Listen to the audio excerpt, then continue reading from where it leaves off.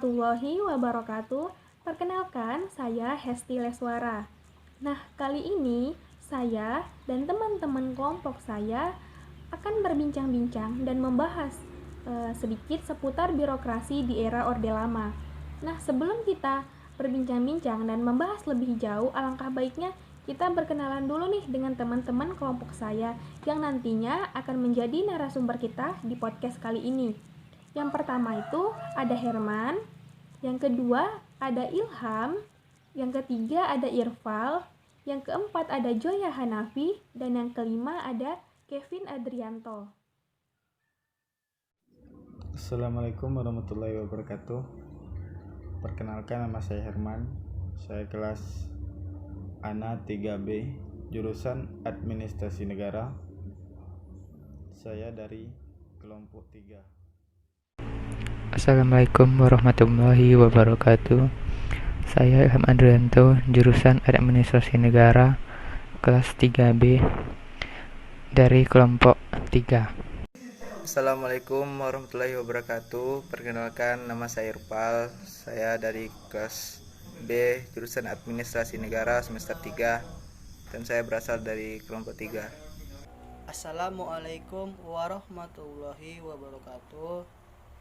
Perkenalkan, nama saya Joya Hanafi Ginting, jurusan Administrasi Negara Lokal B. Saya dari kelompok 3 Birokrasi. Assalamualaikum warahmatullahi wabarakatuh. Nama saya Kevin Adrianto. Saya dari kelas ANA 3B dan saya dari kelompok birokrasi kelompok 3. Nah, itulah tadi anggota-anggota kelompok yang nantinya akan menjadi narasumber kita di podcast kali ini.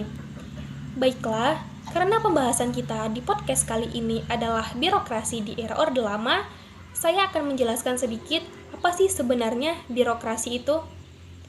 Birokrasi dapat diartikan sebagai suatu organisasi yang memiliki rantai komando dengan bentuk piramida, di mana lebih banyak orang berada di tingkat bawah daripada di tingkat atas.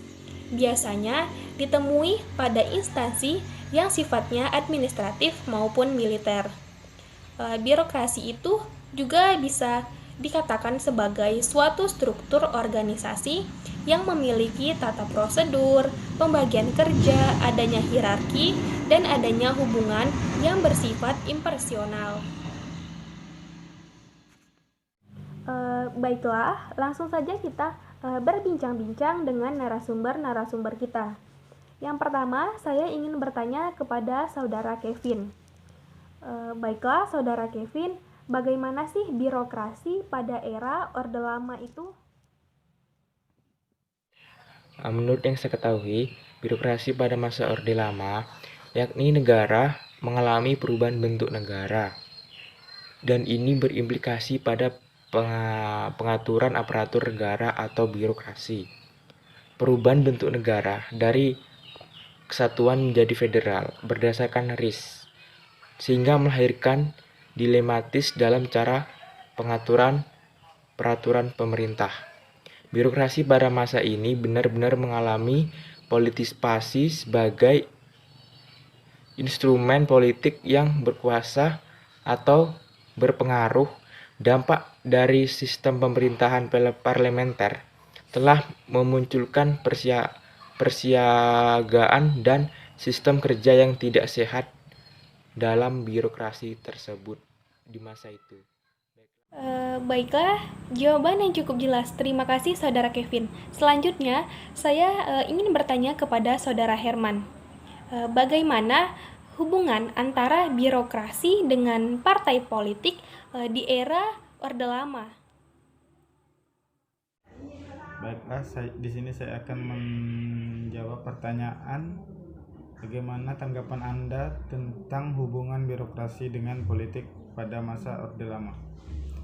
Hubungan birokrasi dengan politik pada masa Orde Lama mengalami fase yang berbeda terkait dengan pengaruh hubungan atau afiliasi dengan kekuatan politik tertentu. Pada saat pemerintah atau kabinet yang berkuasa pada masa ini merupakan berkoalisi dari beberapa partai politik.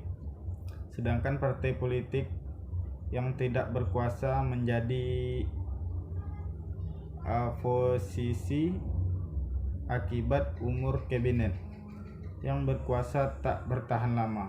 Hal ini terjadi disebabkan adanya perbenturan kepentingan antar partai karena ideologi yang tidak bisa diajak kompromi. Baiklah, terima kasih Saudara Herman atas jawabannya. Selanjutnya, saya akan bertanya kepada Saudara Ilham. Apa tanggapan Anda tentang birokrasi yang dijadikan lahan KKN bagi partai politik di era Orde Lama? Menurut saya, hal itu dapat terjadi karena pada masa tersebut atau pada masa itu, birokrasi benar-benar mengalami politisasi sebagai instrumen politik yang berkuasa atau berpengaruh pada saat itu, di mana partai-partai politik berusaha untuk menguasai birokrasi pemerintahan yang ada. Sehingga birokrasi pada era Orde Lama tidak dapat melaksanakan kebijakan dan programnya dikarenakan sering terjadinya pergantian kepemimpinan atau pergantian pejabat dari partai politik yang memenangkan pemilu. Terima kasih kepada Saudara Ilham atas jawabannya. Selanjutnya, saya ingin bertanya kepada Saudara Irfal. Menurut Saudara Irfal, apa efek yang akan ditimbulkan dari seringnya pergantian kabinet yang terjadi di era Orde Lama? Apakah efek dari seringnya pergantian kabinet pada masa Orde Lama? Menurut saya, karena sering terjadinya pergantian kabinet pada masa Orde Lama itu efeknya itu dibagi menjadi dua, yakni yang pertama efek positif dan efek negatifnya. Kita bahas dulu tentang efek positifnya.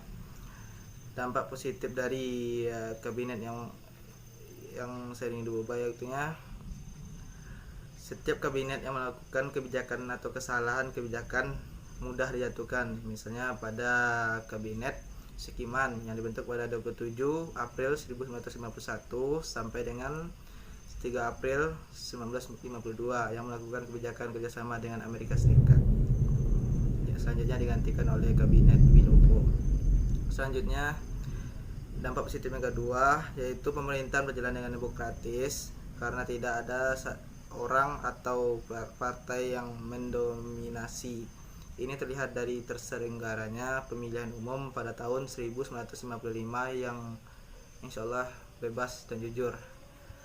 Selanjutnya dampak negatif dari seringnya penggantian kabinet pada masa Orde Lama ini.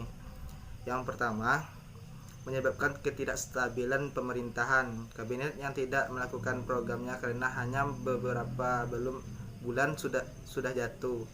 Akibatnya semua program dalam kabinet tersebut tidak lagi dijalankan atau terbengkalai oleh kabinet selanjutnya. Ya, selain itu dampak positif yang kedua yaitu konflik antar partai di parlemen membuat pemerintah pusat menjadi lemah akibat banyaknya pemberontakan. Akibatnya banyak pemberontakan yang terjadi, misalnya adalah pemberontakan DITI yang terjadi di Jawa Barat, Jawa Tengah, Aceh, Kalimantan Selatan, dan Sulawesi Selatan. Baik, terima kasih atas jawaban Saudara Irfal. Selanjutnya, kita masuk ke pertanyaan terakhir yang akan saya tanyakan kepada Saudara Joya. Saudara Joya, bagaimana sih berakhirnya era Orde Lama? Baiklah, menurut saya berakhirnya Orde Lama karena setelah turunnya Presiden Soekarno dari tumpuk kepresidenan, maka berakhirlah Orde Lama. Kepemimpinan disahkan kepada Jenderal Soeharto mulai memegang kendali pemerintah dan menanamkan era kepemimpinannya sebagai orde baru. Konsepsi penyelenggaraan sistem pemerintah dan kehidupan demokrasi menitikberatkan pada aspek kestabilan politik dalam rangka menunjang pembangunan nasional. Untuk mencapai titik-titik tersebut, dilakukanlah upaya pembenahan sistem keanekaragaman dan format politik yang pada prinsipnya mempunyai sejumlah sisi yang menonjol, yaitu 1. Adanya konsep difungsi ABRI. 2. Mengutamakan golongan karya. 3. Magnifikasi kekuasaan di tangan eksekutif. 4. Diteruskannya sistem pengangkatan dalam lembaga-lembaga pendidikan pejabat. 5. Kejaksaan, depolitisan, khususnya masyarakat pedesaan, memulai konsep maska mengembang. Oke, baiklah. Terima kasih kepada narasumber-narasumber yang telah menjawab pertanyaan-pertanyaan dari saya. Itulah podcast kita hari ini yang membahas tentang seputar birokrasi di era Orde Lama. Saya Hesti Leswara selaku moderator mewakili teman-teman dari kelompok 3 memohon maaf atas segala kesalahan dan kekurangan. Saya akhiri. Wassalamualaikum warahmatullahi wabarakatuh.